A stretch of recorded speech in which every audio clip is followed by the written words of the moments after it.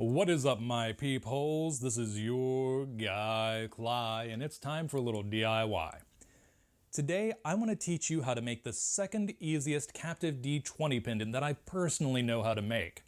Now, I know quite a few designs, and I am planning on covering each and every one of them in a video, but I decided to start with this one, especially since the easiest one I know how to make takes no time at all. In fact, let me teach you.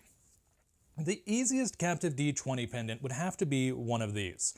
This is a miniature version, but you will undoubtedly see full-size versions of this on Etsy as well as at your local conventions for $10 to $20. Don't pay that. All it is a pre-made bead cage that you stretch open and pop in your item of choice, be it a D20, a stone, or something else. Then pop it on a string. It takes 5 seconds, and yet some people are wanting a ton of money. And it's not due to the cost of materials either, because I ordered these mini ones 10 for $1. I ordered a set of full size, which sadly have not arrived yet, but it was 10 of those, plus 10 of these, plus 10 of another size for $3. That's still 10 for $1. And a set of dice on AliExpress goes between $1 to $2, maybe $2.50 if you're feeling a little fancy. So don't pay $10 to $20 for this. That's PSA number 1. PSA number 2 is the design I'm teaching you today. Some people charge $30 for on Etsy. It is not worth $30. It looks cool, but it is not worth $30. This is why I don't sell on Etsy, because once somebody sets a stupid price, the site expects you to stick in the ballpark, and I don't feel right overcharging people that much. Anyway, rant aside, let's jump into this. First thing you're going to need are your pliers. In my case, I use a set of duckbill pliers on my offhand and bent nose pliers on my dominant hand. Make sure you have no teeth on the inside. You don't want to leave tool marks on your rings. Next up, you'll need 4 large links. In my case, I'm using 12 gauge anodized aluminum wound at 7/8 of an inch. These are actually the very same links I made in last week's link making tutorial. Also, you are going to need a selection of smaller links. In my case, I am using 5 1.2 millimeter anodized aluminum links wound at 3/16 of an inch.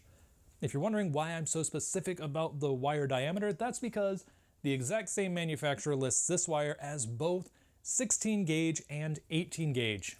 Go figure. Also, if you want to get fancy, you could always bring a large lobster clasp or some other type of clasp into the picture. Sadly, this one's not large enough to use in the project. This is though. But this would actually allow you to make the cage where you could open it and retrieve your D20 whenever you want to use it. I'm going to just skip this step for now. So let me get everything out of the way and show you how things are done. I completely forgot to mention before changing things over that you're also going to want a D20 or some other similarly sized item. Just make sure it doesn't fit through your large links too easily, though a bit of clearance is necessary to make sure things fit properly. To get things started, you need 2 of your large links to be closed as well as 2 of them to be open. Now take one of your open large links and both of your closed, and just run your open link through them like so. Because this is aluminum, I can just close it by hand, nice and useful. Let it drop, grab your other open link and run it through the same 2 again. There we go. Now when you're done, you should have something that looks a little bit like this. Now's where the little links come into play. You can use as few as 1, but for aesthetic purposes, I'm going to use 3, and they all start off open. Take any pair of your closed large links, though making sure they're on the same axis. Grab one of your small links and just run it through just like you did the large ones at the beginning. Because this wire is so small, I do actually need my other pair of pliers. There we go. Let it fall away. I'm just going to do all of this on the same pair, trying not to drop like I just did. There we go. And next, one more. This is the beauty of doing things through a viewfinder that require a lot of fine manipulation, right? There we go. Get it nice and closed. Let it fall away. And now when you're done, you should have something that looks a bit like this. These 3 links are actually going to be what holds the bottom of my cage together. So, to get the D20 into the cage, you're going to set it down with the little links on the very bottom. Take the 2 links that are not held by the little links and fold them to either side. And finally, open up the cage like so. Try to make sure the little links are in the middle of everything because that'll make your life easier as you seal this up. Now, take your D20 or whatever you're putting inside, set it right in the middle, don't be an idiot and let it go like I did. Pick up the 2 links that are held by the small links, and then the other 2 links. Give it a shimmy just to make sure everything falls into place, because sometimes it doesn't want to. There we go. And that is our cage. Here is where you would put your lobster clasp if you had one that was the right size, unlike me. And I don't think this will match with the light blue and purple aesthetic, so just going to use one more of these small links, grab it with my pliers, and then capture both of these 2 top rings as such. And I'm done. This is a D20 in a cage. I'm just going to use one more link to attach it to the chain. In this case, a really nice purple and aqua Byzantine chain. If you want to see how I made this, I'll go ahead and link to a Byzantine chain tutorial I made not too long ago that sadly isn't getting much love. I should try changing up the thumbnail.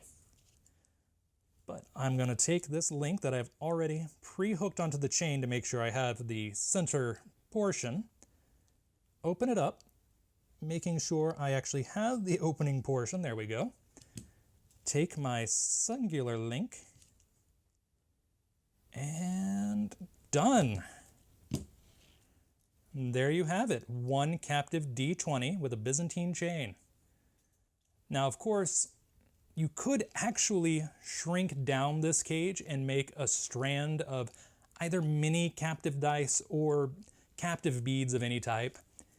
Or, if you want to get fancy like I did for myself, because this one's for my girlfriend, for myself, I actually made twisted wire and used a glow-in-the-dark D20. In fact, to prove it glows in the dark, here's a little UV light. And even better, I actually got the whole set of glow-in-the-dark dice for a whopping $1.75 on AliExpress. All of this is properly balanced, and of course, yes, I do actually have the rest of the Aqua set as well. That was about $2.50. I felt fancy. But sadly, I will not be teaching you how to twist the wire in this video. If you want to see how I did that, I do actually have a lot of experiments going on right now. Let me know in the comments if that's something you'd be interested in learning how to do. But yeah, that is it. The second simplest Captive D20 necklace that I know how to make, plus a few embellishments, and even a very quick tutorial on how to make the easiest one in the world. Or at least, easiest one that I know about. There might be something easier. Anyway, until next time, this is your guy, Cly, signing off.